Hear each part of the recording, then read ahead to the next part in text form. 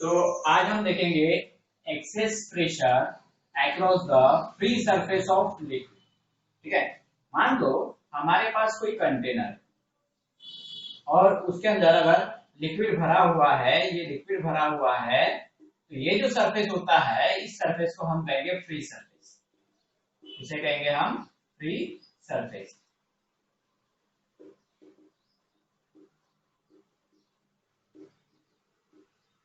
इसे कहेंगे हम फ्री सरफेस। ओके, अब यहाँ पे एक्चुअल में क्या होता है? एक्चुअल में जो फ्री सरफेस होता है वहां पे जो मॉलिक्यूल्स अवेलेबल रहते हैं, लिक्विड मॉलिक्यूल्स, उसके ऊपर एक टेंशन क्रिएट होता है, एक फोर्स क्रिएट होता है जो टेंजेंशियल रहता है, जो फोर्स टेंजेंशियल रहता है। जैसे कि एग्जांपल के तौर पे मैं ऐसा दिखा सकता हूँ इसको। मेरे पास कोई कंटेनर है, उसके अंदर लिक्विड भरा हुआ है, मान लीजिए फ्री सरफेस है, तो यहाँ पे फ्री सरफेस पे रहने वाले जो मॉलिक्यूल्स है उसके ऊपर क्या होता है? फोर्स अप्लाई होता है। और वो फोर्स कैसे होता है? टेंजेंशियल होता है। हर एक मॉलिक्यूल के ऊपर क्या होता है? फोर्स अप्लाई होता है। फोर्स कैसे होता है? टेंजेंशियल होता है। आयरन में इस तरीके से तो टेंजेंशियल फोर्स इधर लगेगा और इधर भी लगेगा, टेंजेंशियल फोर्स रहता है, राइट? इसलिए वहां पे सरफेस टेंशन ज्यादा होता है, ठीक है, ऑन द फ्री सरफेस। उसके बाद जो रिजल्टेंट फोर्स रहता है सरफेस टेंशन का, जो मॉलिक्यूल के ऊपर लगता है, ठीक है, वो डिपेंड करता है, यहाँ पे जो रिजल्टेंट फोर्स लगता है इस मॉलिक्यूल्स के ऊपर, वो डिपेंड करता है कि भाई सरफेस, जो फ्री सरफेस है उसका शेप कैसा है, जो फ्री सरफेस है उसका शेप कैसा है। अब हर बार यहाँ पे जो रिजल्टेंट फोर्स लगेगा सरफेस टेंशन के कारण, जो फोर्स तैयार होता है, ठीक है, वो जो लगेगा वो कब मैक्सिमम रहेगा, कब मिनिमम रहेगा, is depending on the different shape of the liquid. ठीक है, उसका फ्री सरफेस का जो शेप है वो कैसा है, कॉन्वेक्स है, कॉनकेव है, या फिर एकदम प्लेन है, उसके ऊपर डिपेंड करता है।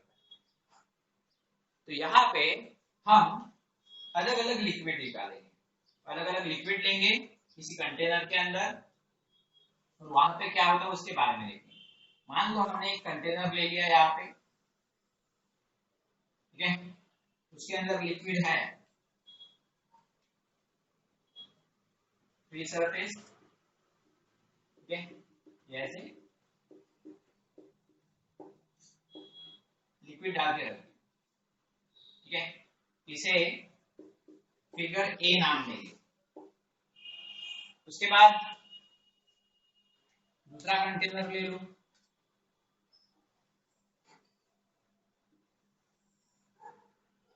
ठीक है, उसमें हमने लिक्विड डाला हुआ है, वो इस तरीके का शेप रहेगा उसका।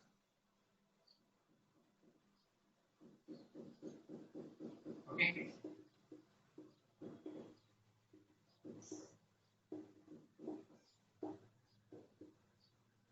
तीसरा कंटेनर ले लो, उसमें लिक्विड का शेप इस तरीके से है।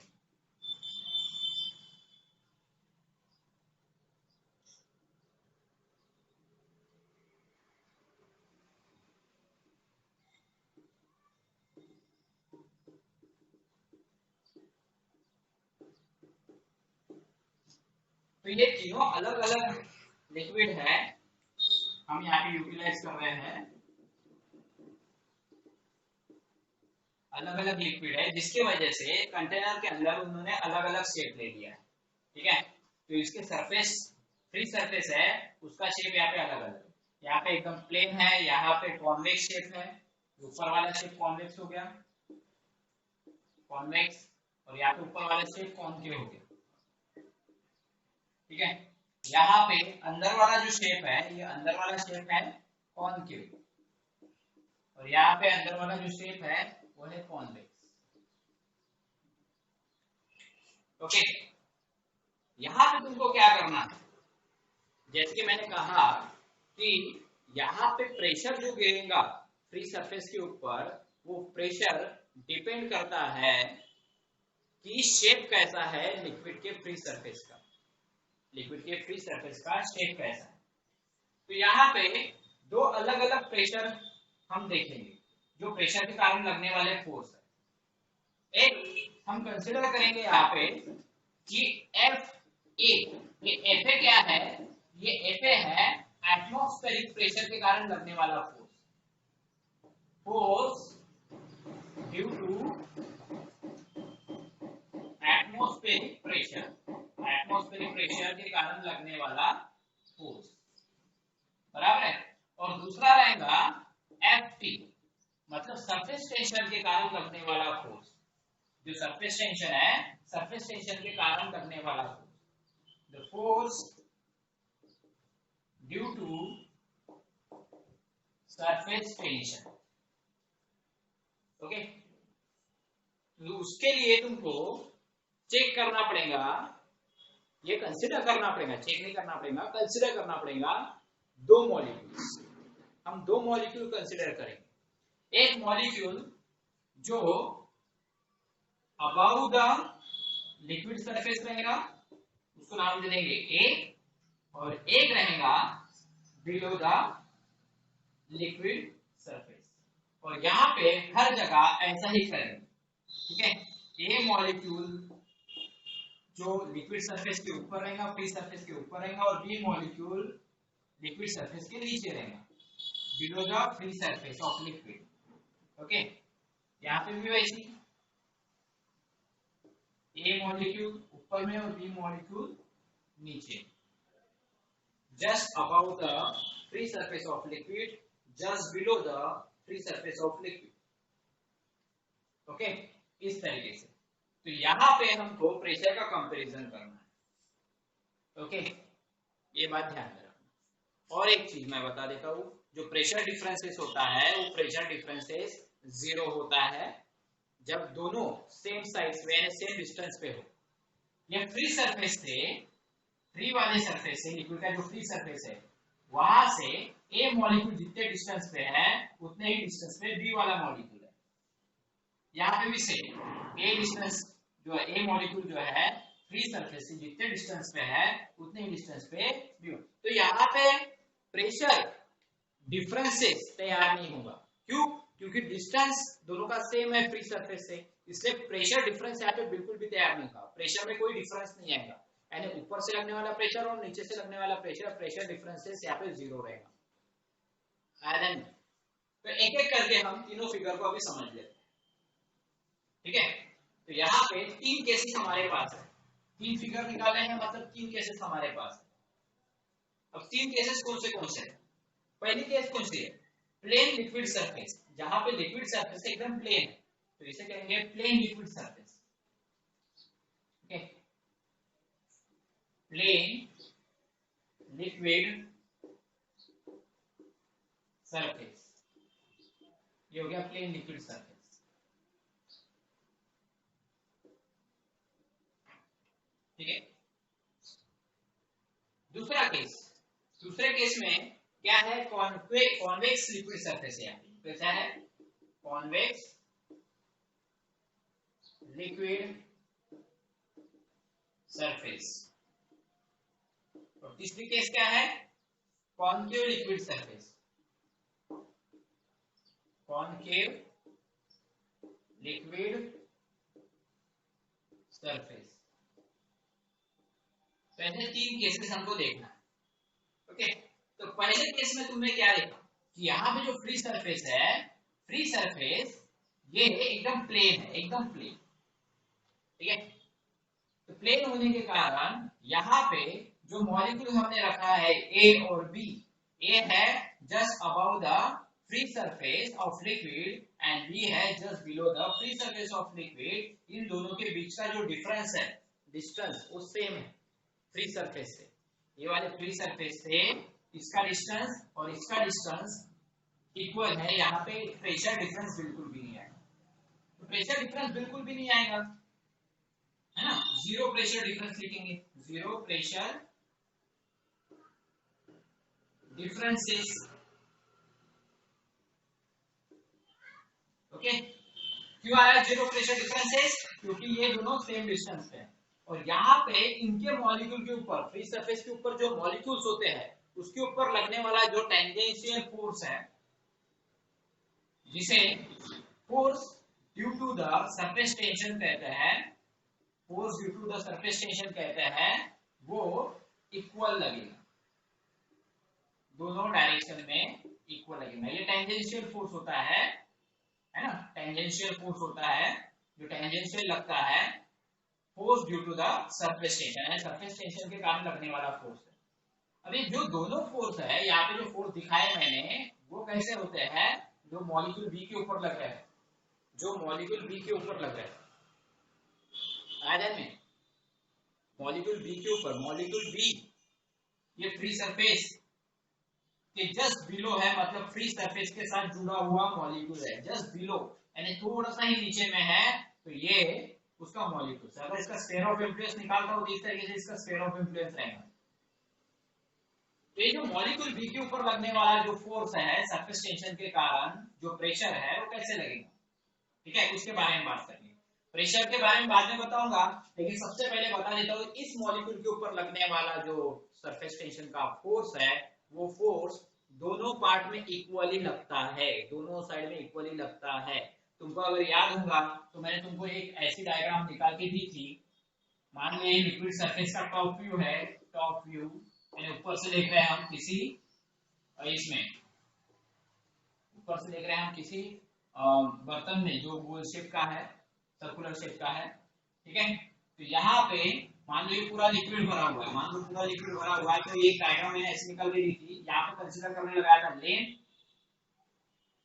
है ना, कोई भी एक लाइन कंसीडर करने लगाया था जिसकी लेंथ l है, और इसके ऊपर जितने भी मॉलिक्यूल्स हैं, इसके ऊपर जितने भी मॉलिक्यूल्स हैं, सबके ऊपर टेंजेंशियल फोर्स अप्लाई होता है इस तरीके से, बताया था। तो जितना फोर्स इधर लगता है उतना ही फोर्स इधर लगता है, दोनों तरफ इक्वल फोर्स लगते हैं, बट डायरेक्शन इज अपोजिट, ठीक है।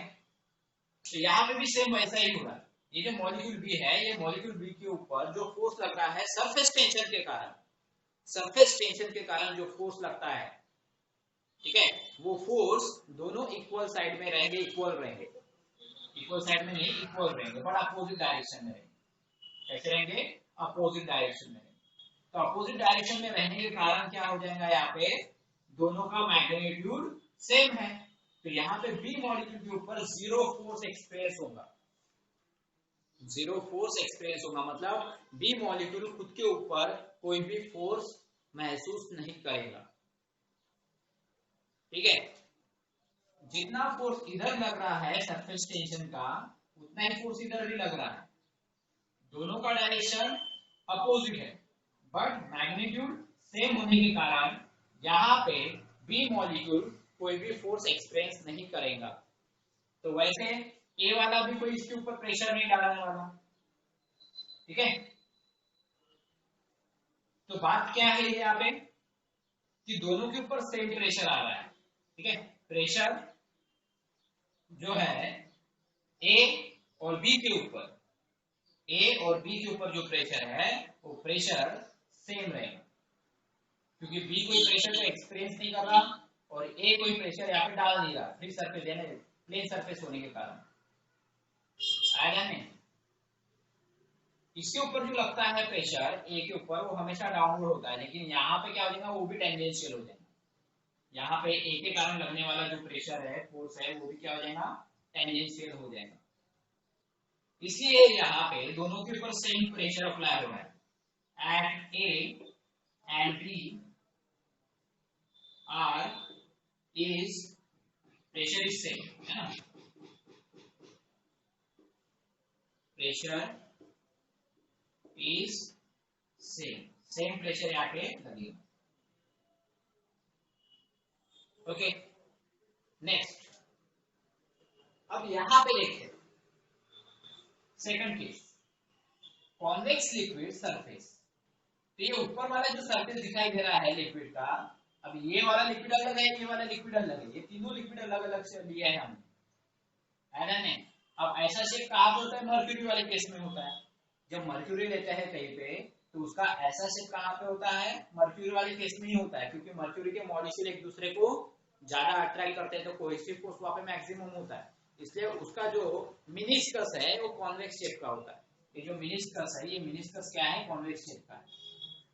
आया नहीं, यहाँ पे जीरो मिनिस्कस है, यहाँ पे कॉन्वेक्स शेप का मिनिस्कस है, ठीक है। तो यहाँ पे क्या हो रहा है, यहाँ पे जो प्रेशर अप्लाई हो रहा है वो कहाँ पे ज्यादा हो रहा है और कहाँ पे कम हो रहा है, उसको हमको देखना पड़ेगा।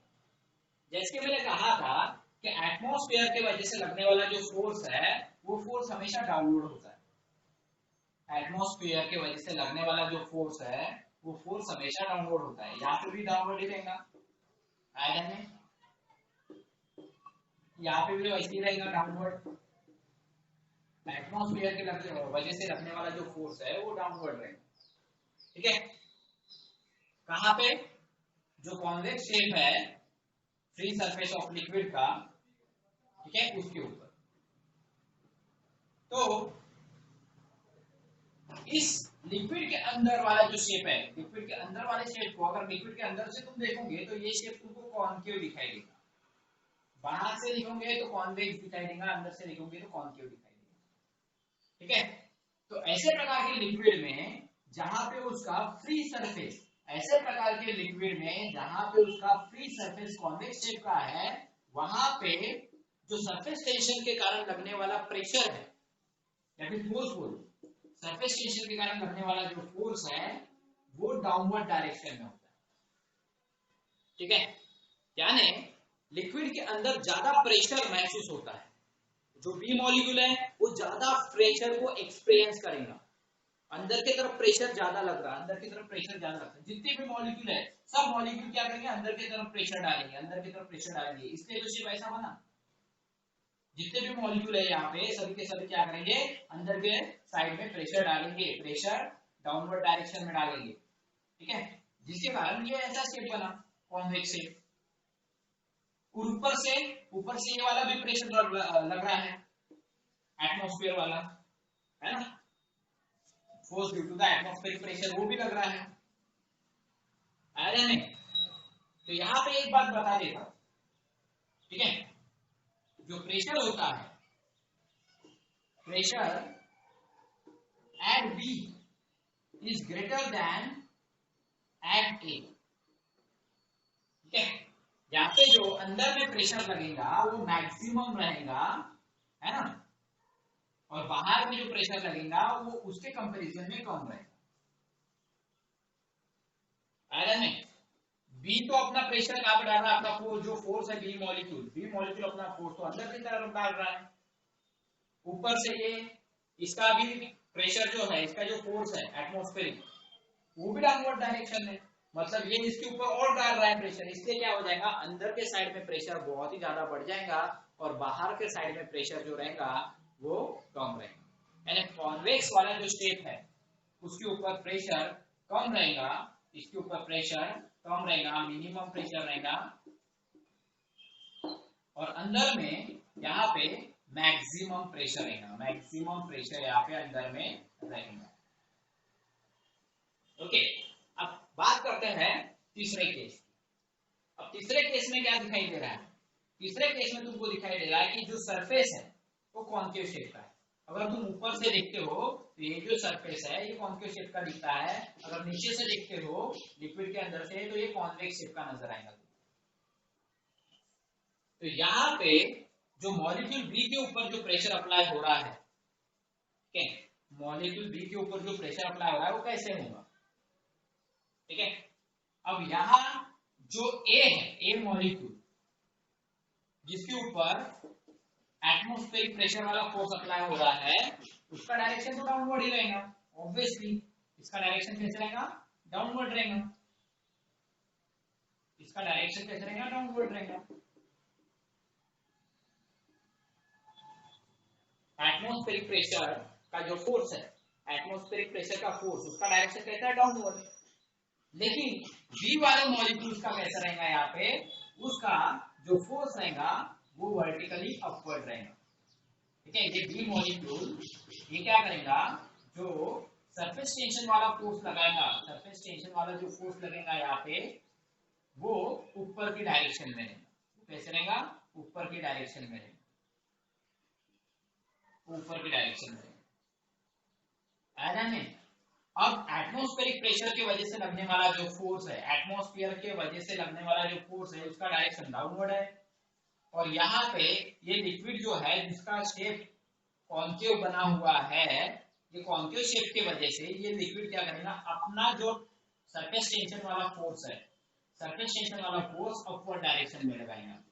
एक फोर्स लग रहा है डाउनवर्ड और एक फोर्स लग रहा है अपवर्ड। अब दोनों फोर्स जो है अपोजिट डायरेक्शन में है, दोनों फोर्स जो है वो अपोजिट डायरेक्शन में, इसलिए यहाँ पे जो बी मॉलिक्यूल है वो मिनिमम प्रेशर एक्सपीरियंस करेगा। ये बी मॉलिक्यूल क्या करेगा? मिनिमम प्रेशर एक्सपीरियंस करेगा।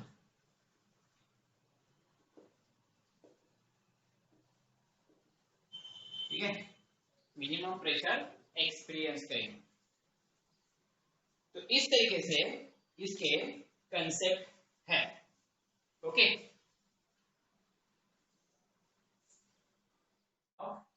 लिक्विड ड्रॉप्स और बबल्स। ओके, एक्चुअली किस तरीके से बबल्स तैयार होते हैं उसके पीछे क्या रीजन है, और किस तरीके से ड्रॉप्स तैयार होते हैं उसके पीछे क्या रीजन है। या फिर हम ये भी बोल सकते हैं कि भाई हमको ये देखना है कि axis pressure inside a liquid drop, liquid drop के अंदर का जो एक्सिस प्रेशर है उसका एक्सप्रेशन हमको निकालना पड़ेगा, और किस तरीके से उसको एक्सप्लेन करना है वो यहाँ पे हम देखेंगे। तो मान लो कि भाई सबसे पहला क्वेश्चन यही है कि ड्रॉप और बबल्स, ड्रॉप या फिर बबल्स, इसको अगर लेते हो तो ये स्फेरिकल शेप का क्यों दिखता है। ठीक है, अगर मैं यहाँ पे एक लिक्विड ड्रॉप ले लेता हूं, इसे ड्रॉप भी कह सकते हो या फिर इसे बबल भी कह सकते हो। ठीक है, ये स्फेरिकल शेप का क्यों होता है, ये स्फेरिकल शेप का क्यों होता है, क्या रीजन इसके पीछे? क्योंकि यहाँ पे जो इसका प्रेशर है, इसका इनसाइड प्रेशर, ठीक है, ये ग्रेविटेशनल फोर्स को डोमिनेट करता है। ठीक है, ग्रेविटेशनल फोर्स पे डोमिनेट होता है। ठीक है, तो ग्रेविटेशनल फोर्स इसके ऊपर उतना वर्क नहीं कर पाता। ग्रेविटेशनल फोर्स का काम नीचे होता है, यानी उसका डायरेक्शन नीचे होता है, और यहाँ पे जो स्फीयर है या बबल्स है या फिर कोई ड्रॉप्स है उसके अंदर का जो फोर्स है that is called internal force, वो इस तरीके से वर्क करता है जैसे लिखा है। ठीक है, अंदर की तरफ वर्क करता है। और ग्रेविटेशनल फोर्स जो होता है, ग्रेविटेशनल फोर्स ये बाहर की तरफ यानी नीचे की तरफ वर्क करता है। ये जो इनसाइड फोर्स है, ड्रॉप का बोलो या फिर बबल्स का बोलो, वो डोमिनेट करता है ग्रेविटेशनल फोर्स को। ठीक है, तो इसलिए वहां पे उसका शेप जो होता है स्फेरिकल तैयार हो जाता है। ठीक है, और एक चीज यहाँ पे ये भी है कि जो सराउंडिंग का प्रेशर है, ठीक है, सराउंडिंग का जो प्रेशर है, यहाँ पे जो सराउंडिंग का प्रेशर है और ये बबल्स का सरफेस टेंशन है, force due to surface tension,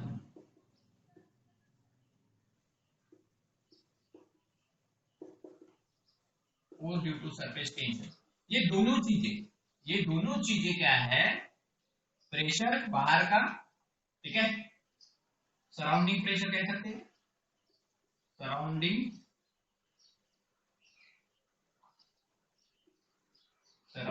pressure,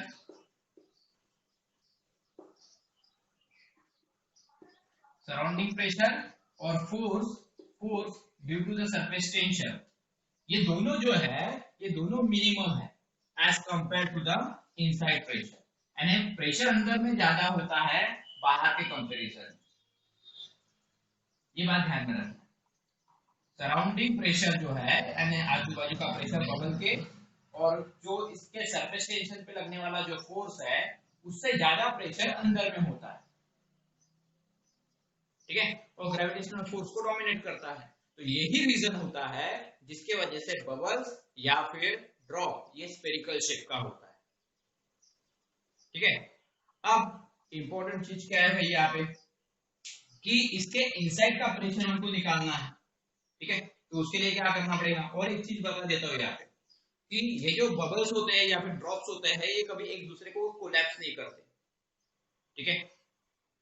collapse इसीलिए नहीं करते क्योंकि रीजन भी यही होता है, जैसे कि मैंने बताया कि सराउंडिंग प्रेशर और फोर्स जो इसके ऊपर का है वो कम होता है और अंदर का फोर्स जो होता है वो ज्यादा होता है।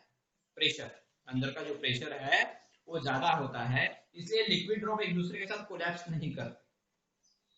तो ये भी एक कारण है आयरन में। रीजन वही है, सेम रीजन है, बस कंडीशन अलग अलग है कि भाई ये स्फेरिकल भी होते तो उसका रीजन मैंने बताया, वही रीजन था कि ये ग्रेविटेशनल फोर्स को डोमिनेट करता है, ठीक है। डोमिनेट ग्रेविटेशनल फोर्स को डोमिनेट करता है, इसलिए इसका जो शेप होता है वो स्फेरिकल होता है और ये एक दूसरे को कोलैप्स नहीं करते। ये जो बबल्स होते हैं, बबल्स बोलो या फिर ड्रॉप्स बोलो, एक दूसरे को कोलैप्स नहीं करते। अब कोलैप्स नहीं करते इसका मतलब क्या है भाई, कोलैप्स क्यों नहीं करते, क्योंकि जो बाहर का प्रेशर होता है और वो बबल के ऊपर का जो सरफेस टेंशन होता है ये बहुत कम मिनिमम होता है, बहुत कम होता है, ठीक है। किसके कंपैरिजन में, लेकिन अंदर के प्रेशर के कंपैरिजन में जो बबल्स के अंदर प्रेशर है वो ज्यादा होता है और बाहर का जो प्रेशर है वो कम होता है, सरफेस टेंशन का जो फोर्स है वो भी कम होता है, इसलिए वो एक दूसरे के ऊपर क्या होता है, कोलैप्स नहीं होते, इसलिए वो एक दूसरे के साथ कोलैप्स नहीं होते आयरन में। अब इसके बाद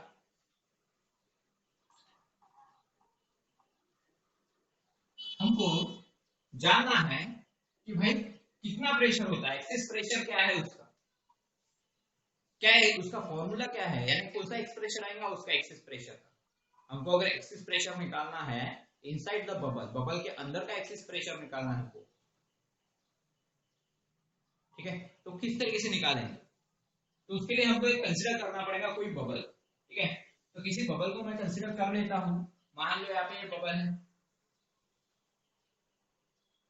जिसका रेडियस जो है वो है r, जिसका रेडियस है r, जिसका इनसाइड प्रेशर जो है, ठीक है, उसके इनसाइड प्रेशर को मैं यहाँ पे कंसीडर कर लेता हूँ PI से, और जो बाहर का प्रेशर है तो बाहर के प्रेशर को कंसीडर कर लेता हूँ PO से, that is the outside pressure, बराबर, इस तरीके से। और जो इसके अंदर का जो प्रेशर है that is called excess pressure, तो एक्सिस प्रेशर उसको मैं इस तरीके से शो करूंगा। अब मुझे पता एक्सिस प्रेशर कैसे निकालते हैं, ठीक है। मैंने कहा अंदर का प्रेशर ज्यादा है बाहर का प्रेशर कम है, उसको समझाने के लिए मैंने यहाँ पे कुछ डिनोशन किया है कि यहाँ पे PI और यहाँ पे PO लिया। PI मतलब इनसाइड प्रेशर, PO मतलब आउटसाइड प्रेशर, तो अंदर का प्रेशर ज्यादा है, तो एक्सिस प्रेशर का मतलब क्या हो गया भाई PI, यानी ज्यादा प्रेशर में से बाहर वाला कम प्रेशर जो है उसको माइनस कर लो, that is called excess pressure.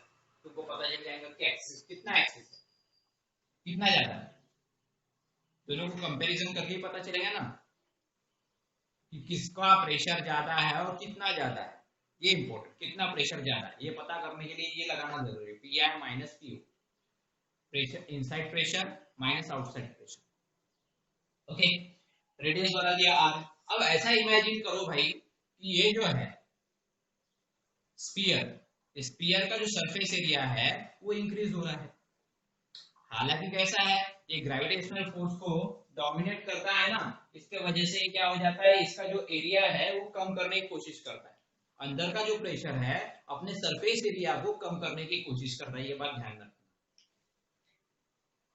क्योंकि बबल्स क्या कर रहा है, अंदर की तरफ फोर्स लगा रहा है, अंदर की तरफ फोर्स लगा रहा है, जिसके वजह से बबल का जो शेप है वो उसका जो एरिया है सराउंडिंग एरिया, वो एरिया को क्या करता है, वो श्रिंक करने की कोशिश करता है, कम करने की कोशिश करता है। बाहर की तरफ फोर्स लगता तो एरिया को बढ़ाने की कोशिश करता, बराबर है क्या?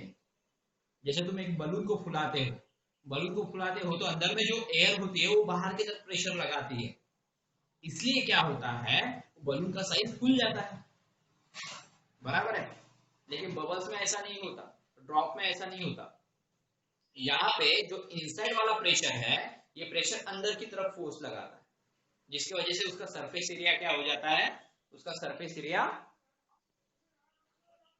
डिक्रीज हो जाता है, उसका सरफेस एरिया क्या हो जाता है, डिक्रीज हो जाता है। आयरन में तो ये बबल्स क्या करते हैं, अपने एरिया को कम करने के लिए इनसाइड में प्रेशर लगाते हैं या फिर लगता है, ठीक है। तो वही कंसीडर करना है कि भाई मैंने यहाँ पे मान दो कि मैंने बबल्स का साइज बढ़ा लिया,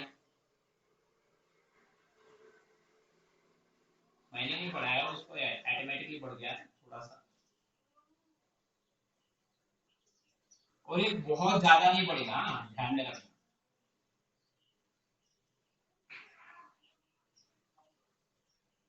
बहुत ज्यादा नहीं बढ़ेगा, ठीक है।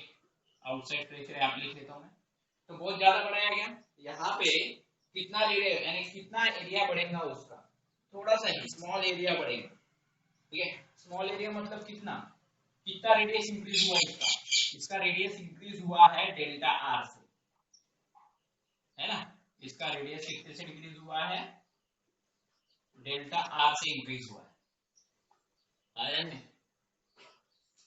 और डेल्टा आर बोले तो बहुत ही छोटा सा रेडियस है, बहुत छोटा रेडियस है, ठीक है। तो हमने ऐसा इमेजिन किया, ऐसा कंसिडर किया कि भाई बबल्स ने अपना सरफेस एरिया बढ़ा लिया है, ठीक है। तो उसका चेंजिंग एरिया कितना रहेगा, डेल्टा आर। चेंजिंग एरिया नहीं सॉरी, चेंजिंग रेडियस कितना रहेगा, डेल्टा आर, बराबर है। डेल्टा आर से तो उसने अपना एरिया बढ़ाया, रेडियस बढ़ गया ना थोड़ा सा, इसलिए। तो यहां पे तुमको निकालना है कि इनिशियल एरिया क्या था इसका, इनिशियल एरिया क्या था, इनिशियल एरिया को मैं A1 से शो करता हूं, बराबर है। तो इनिशियल एरिया क्या था, क्योंकि ये बबल है या फिर ड्रॉप मान सकते हो, तो ये तो स्फेरिकल शेप का रहेगा, तो एरिया मतलब किसका, area of sphere, that is 4 pi r square, ये रहेगा इसका इनिशियल एरिया, ओके। तो फिर फाइनल एरिया क्या रहेगा, फाइनल एरिया इंक्रीज होने के बाद, ठीक है, आफ्टर इंक्रीजिंग सरफेस इंक्रीज होने के बाद उसका फाइनल एरिया क्या रहेगा, तो फाइनल एरिया को मैं A2 से शो कर रहा हूं, तो क्या रहेगा इसका 4 पाई r, अब r की जगह क्या लिखना पड़ेगा मुझे, क्योंकि यहाँ पे r तो ऐसा रहेगा, that is r plus delta, ये रहेगा r is the initial radius of the bubble, ये r क्या है, इनिशियल रेडियस, और ये क्या है, ये इंक्रीजिंग रेडियस, क्योंकि सरफेस एरिया बढ़ गया तो रेडियस थोड़ा सा बढ़ गया, रेडियस बढ़ाएगा तभी सरफेस एरिया बढ़ेगा ना उसका। ऐसा इमेजिनेशन करना है, ऐसा इमेजिन करना है कि भाई पहले बबल छोटा था, बाद में थोड़ा सा सरफेस एरिया उसने बढ़ा लिया, थोड़ा सा ही बढ़ाया, ज्यादा नहीं बढ़ाया। अब दिखाते समय थोड़ा ज्यादा दिख रहा है आयरन में, अब डायग्राम में दिखाऊंगा तो थोड़ा ज्यादा बड़ा दिखाना पड़ेगा ना, छोटा सा थोड़ी ना तुमको समझ में आएगा, इसलिए थोड़ा ज्यादा दिखा है आयरन में, लेकिन एक्चुअल में इतना ज्यादा नहीं बढ़ता, ये बात ध्यान रखना। तो डेल्टा आर की जो वैल्यू है बहुत कम है इस आर के कंपैरिजन में, बहुत ही कम, ठीक है। तो हमने क्या क्या किया, इनिशियल एरिया इसका क्या था वो निकाला, और फाइनल एरिया क्या है वो निकाला, ठीक है। अब यहाँ पे फॉर्मूला लगा लो भाई, तो देयरफॉर क्या हो जाएगा, A2 is equal to 4 pi as it is, और यहाँ पे a plus B whole square का फॉर्मूला लगेगा, तो a square plus twice ab plus b square, बराबर है। जैसे कि मैंने कहा ये 4 पाई से मल्टीप्लाई कर दो, ठीक है। 4 पाई से मल्टीप्लाई करेंगे तो क्या हो जाएगा, यहाँ पे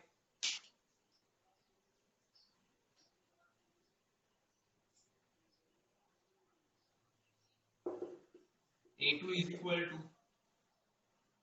4 pi r square plus 4 to the 8 pi r delta r plus 4 pi delta r square, 4 pi delta r square। ठीक है, एक बात समझने वाली है यहाँ पे क्या, कि अगर डेल्टा आर की वैल्यू ये बहुत ही छोटी है, ठीक है, अगर डेल्टा आर की वैल्यू बहुत ही छोटी है तो इसका स्क्वायर तो और ज्यादा छोटा हो जाएगा। डेल्टा आर की वैल्यू बहुत ज्यादा छोटी है क्योंकि एकदम ही छोटा सा रेडियस इंक्रीज हुआ ना, उसका छोटा सा सरफेस एरिया। देखो इमेजिन करो भाई कि ड्रॉप जो है वो ज्यादा स्फीयर का एरिया नहीं बढ़ा सकता, बढ़ाएगा भी तो थोड़ा सा बढ़ाएगा, एकदम थोड़ा सा जो दिखाई भी नहीं देगा अपने को, तो इतना छोटा रेडियस उसका बड़ा हुआ है, तो डेल्टा आर की वैल्यू ऑलरेडी छोटी है तो उसका स्क्वायर तो और ज्यादा छोटा हो जाएगा, इसलिए, है ना, इसलिए यहाँ पे इसके स्क्वायर को, डेल्टा आर के स्क्वायर को हम इग्नोर करेंगे। ठीक है, इग्नोर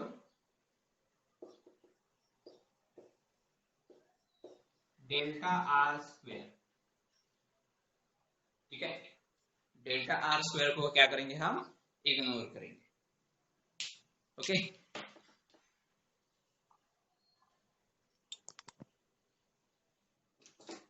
चलो इधर का पोर्शन मिटा देता हूं मैं।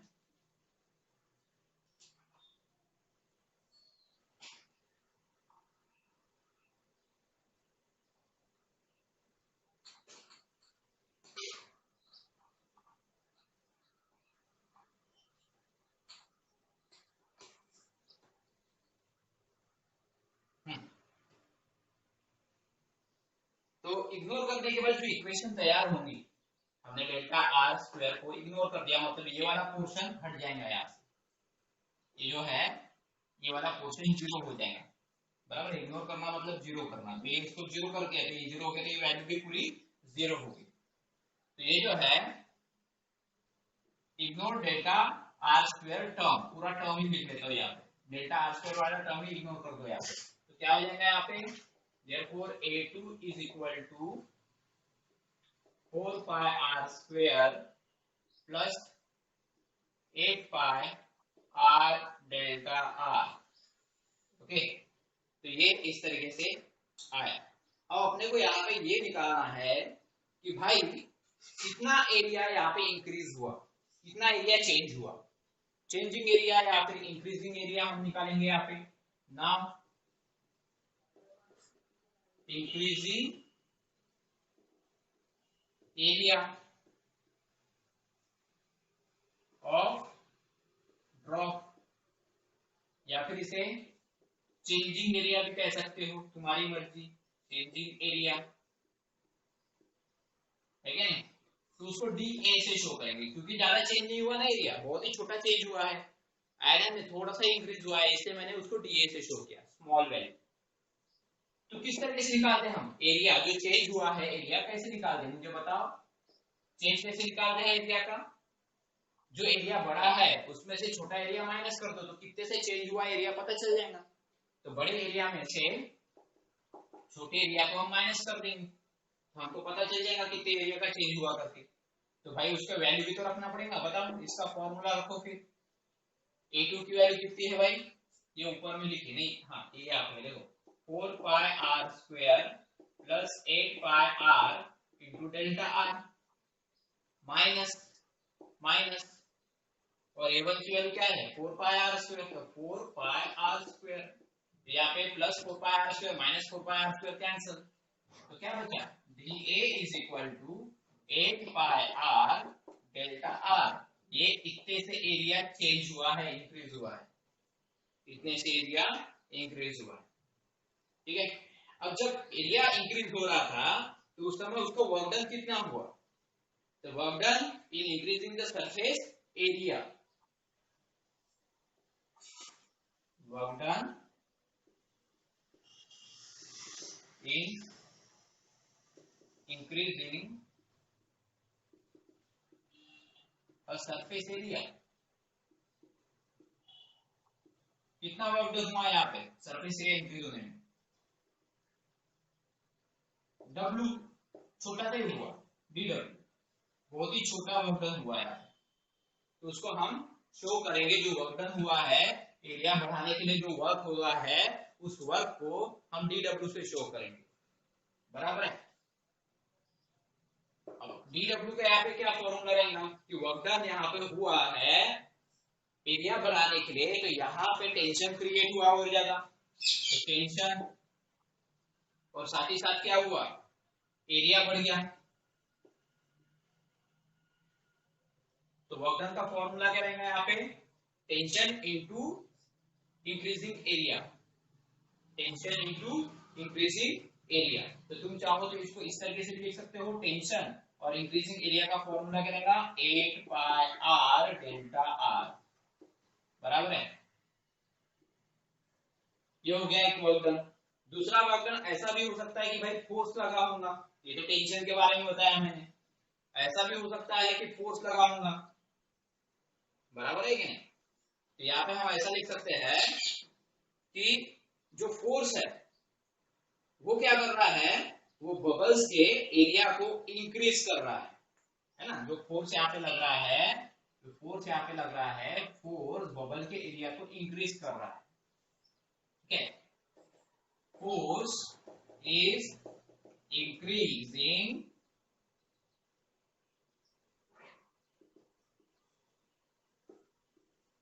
bubbles surface area of bubble,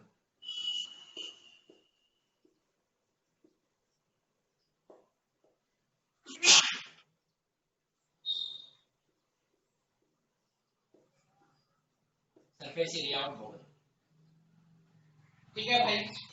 तो इसके कारण क्या हो रहा है कि विथ इंक्रीजिंग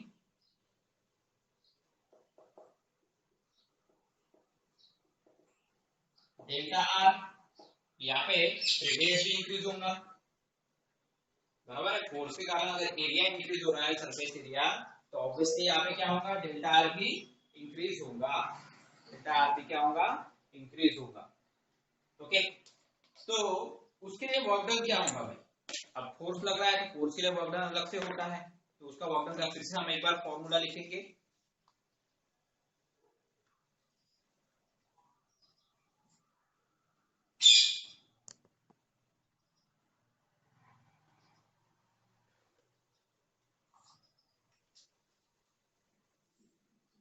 तो देखो यार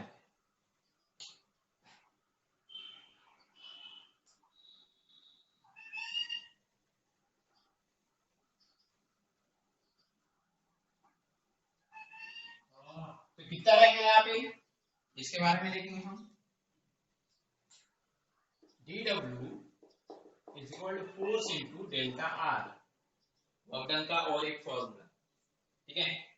फोर्स लगा और साथ ही साथ डिस्प्लेसमेंट हुआ, डिस्प्लेसमेंट कितना हुआ डेल्टा आर, है ना। फोर्स इनटू डिस्प्लेसमेंट ये तो फॉर्मूला होता है वर्क डन का, तो फोर्स इनटू डेल्टा आर, बराबर है।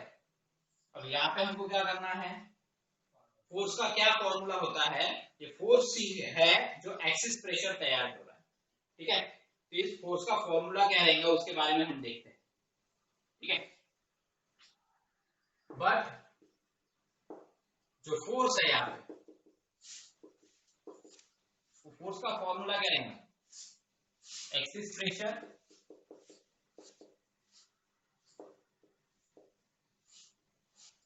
Pressure into surface area of drop, surface area of drop। यहाँ पे बबल्स मत लिखो, ड्रॉप लिखो, जहां जहां बबल्स लिखाऊंगा ना मैंने वहां पे ड्रॉप लिखना जरूरी है, क्योंकि मैं ड्रॉप के बारे में बता रहा हूं, है ना।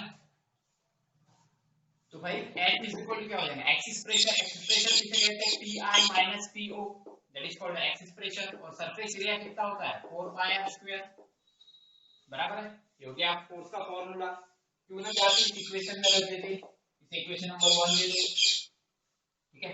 तो एक काम करो, इसे 1 दे दो और इसे दे दो 2, ठीक है, तो यहाँ पे 2 में जाकर पुट करेंगे तो फ्रॉम 2 क्या हो जाएगा, यहाँ पे 2 में जाकर पुट करना है तो वर्क डन क्या मिलेगा तुमको बताओ, वर्क डन मिलेगा हमको फोर्स पे जगह ये वैल्यू रख दो pi minus po into 4 pi are square और ये भाई डेल्टा आर जैसे का वैसे, है ना। इसे इक्वेशन नंबर 3 दे दो, नया इक्वेशन बना इसे 3 दे दो, कंपेयर करो फ्रॉम 1 एंड 3, ये भी वर्क डन है वो भी वर्क डन है, तो फ्रॉम 1 एंड 3 तो पहले 3 वाला लिखो pi माइनस po और यहाँ पे हो जाएगा into 4 pi are square into delta R is equal to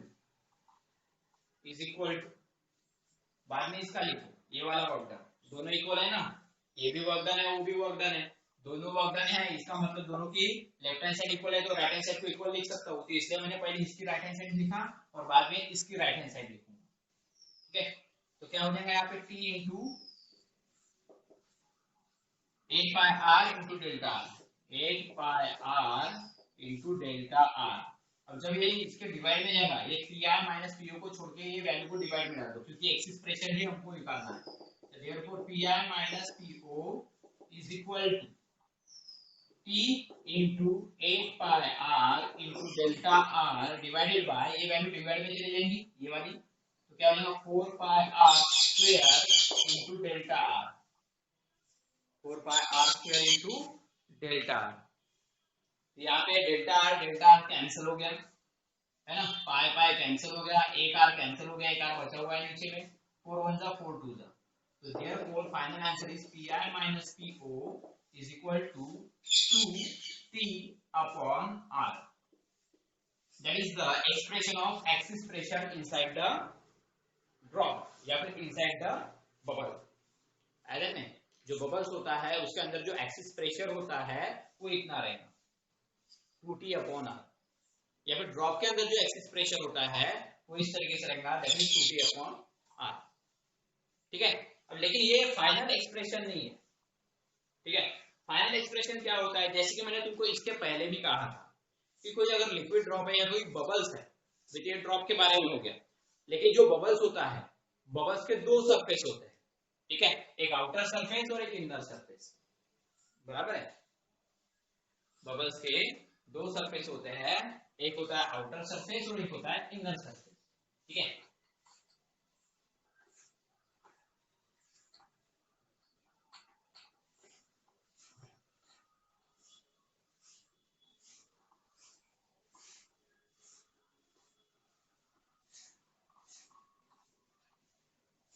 But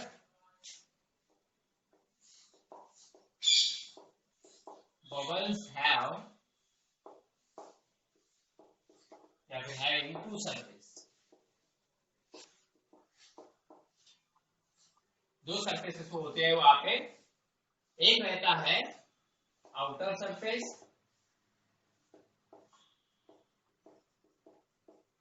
of bubble और दूसरा रहता है इनर सरफेस ऑफ बबल।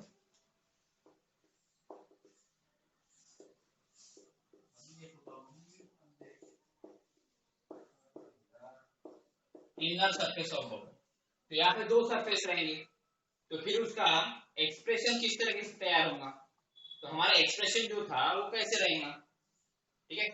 और जो चेंजिंग एरिया हो जाएगा वहां पे एरिया कितने से चेंज होगा, हम लिखते थे एरिया जो चेंज हो रहा है वो 8 पाई r डेल्टा r से चेंज हो रहा है, ऐसा पहले लिखते थे 8 pi r into delta r ऐसा लिखते थे, चेंजिंग एरिया का आंसर ये आया था। लेकिन इस बार क्या करना है, दो सरफेस होने के कारण यहाँ पे 2 से मल्टीप्लाई करना है, क्योंकि दो सरफेस एरिया है ना, दो सरफेस एरिया चेंज होंगे वहां पे, एक सरफेस एरिया चेंज हुआ रहता तो हमने क्या लिखा रहता 8 pi r into delta r, लेकिन बाहर वाला भी सरफेस एरिया चेंज हो रहा है, अंदर वाला भी, क्योंकि उसके दो सरफेस है उसके और दोनों सरफेस चेंज हो रहे हैं, उसके दोनों का एरिया चेंज हो रहा है, इसलिए यहाँ पे 2 से मल्टीप्लाई कर दिया। तो कितने से चेंज हुआ total surface area, changing area कितने से हुआ 16 पाई r इनटू डेल्टा r, बराबर है। तो फिर से वही एक्सप्रेशन वर्क डन वाला है ना, फिर से वर्क डन वाला वही एक्सप्रेशन हम लिखेंगे ठीक है, जैसे कि यहाँ पे लिखा है। ठीक है, तो क्या आएगा भाई, इसकी जगह क्या लिखेंगे, एक हो गया, और इसके पहले हमने लिखा था ना, हाँ एक वक्र ये ऐसा रहेगा, P into 8 pi are into delta R की जगह हम लिखेंगे 16 pi are into delta R, ये एक एक्सप्रेशन रहेगा। ठीक है, इसे इक्वेशन नंबर 4, और दूसरा एक्सप्रेशन क्या आएगा, also वर्क डन, दूसरा वर्क डन क्या रहेगा, pi minus po into 4 pi are square into delta R, बराबर है, ये एक्सप्रेशन रहेगा। ये दो वर्क डन हो गए, इस इक्वेशन नंबर 5 दे दो, ये दो वर्क डन हो गए। जैसे हमने पहले दो वर्क डन निकाले थे और दोनों के ऊपर से ये आंसर आया था, सेम वैसा ही किया हमने। यहाँ पे ये दो वर्क डन, पहला वर्क डन हो गया और ये दूसरा वर्क डन। यहाँ पे 16 लिखा, पहले क्या था, ये 8 था, सिंगल सरफेस का, ये डबल सरफेस का हो गया। अब दोनों इक्वेशंस के ऊपर से क्या होगा, फ्रॉम 4 एंड 5, फ्रॉम 4 एंड 5 क्या हो जाएगा, यहाँ पे जब उसका एक्सिस प्रेशर निकालूंगी कैलकुलेशन करके, तो एक्सिस प्रेशर रहेगा यहाँ पे P I minus P O is equal to 4p upon R. ठीक है, ये रहेगा एक्सिस प्रेशर। दोनों को क्या करना है, इक्वल रखना है राइट हैंड साइड, क्योंकि लेफ्ट हैंड साइड इक्वल है तो राइट हैंड साइड इक्वल हो जाएंगी, और हमको P I minus P O की वैल्यू निकालना है, तो ये वैल्यू इसके डिवाइड में चले जाएगा, कैंसिल कैंसिल हो जाएगा, तो ये आंसर आएगा। ओके, तो ये है एक्सिस प्रेशर ड्रॉप के लिए और बबल के लिए। ड्रॉप के लिए इतना ही रहेगा, लेकिन बबल के लिए निकालना है तो उसके दो सरफेस है, एक आउटर सरफेस एक इनर सरफेस, तो दोनों सरफेस के लिए निकालना पड़ेगा। तो ये दोनों सरफेस का निकाला तो एक्सिस प्रेशर 40 अपॉन आर आया, या फिर 2t अपॉन आर है। तो ड्रॉप के लिए इतना रहेगा और बबल्स के लिए इतना रहेगा, ये बात ध्यान में रखना है। ठीक है, तो आज के लिए हम इतना ही करते हैं इसके बारे में।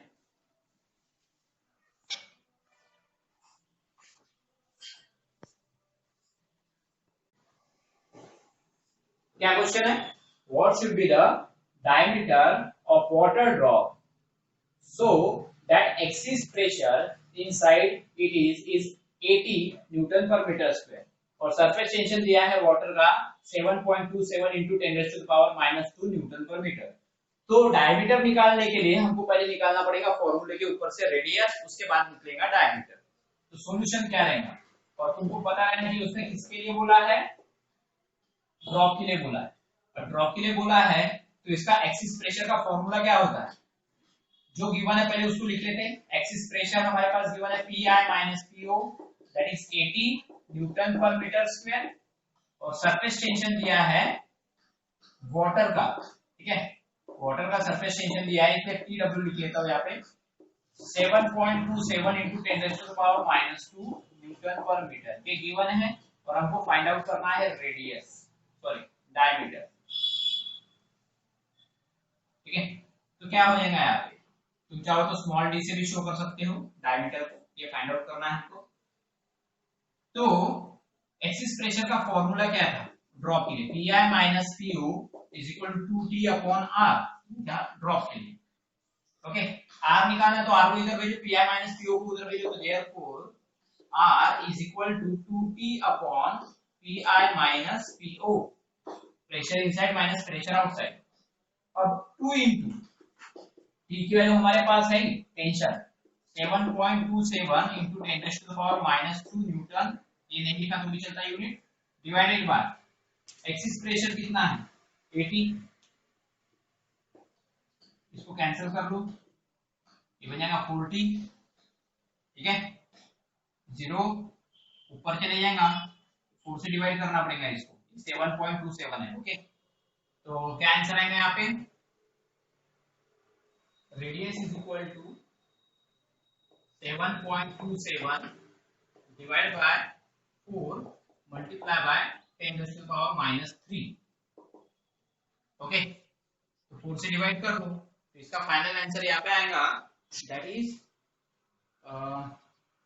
1.8 into 10 raised to power minus 3, 1.8 into 10 raised to power minus 3 metre. Okay, अब इसका डायमीटर निकालना है, तो डायमीटर कैसे निकालेंगे? डायमीटर 2 into r, तो 2 into 1.8 into 10 raised to power minus 3, तो ये हो जाएगा 3.6, ठीक है, into 10 raised to power minus 3, ये हो गया इसका डायमीटर।